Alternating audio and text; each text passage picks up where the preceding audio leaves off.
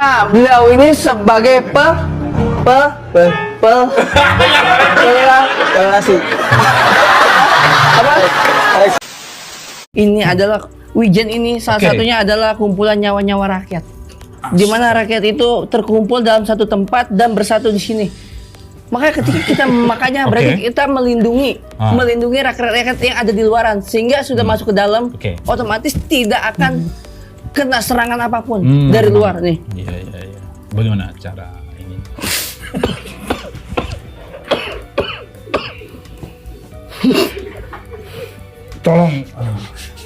Tolong yang rapi cara makannya ya.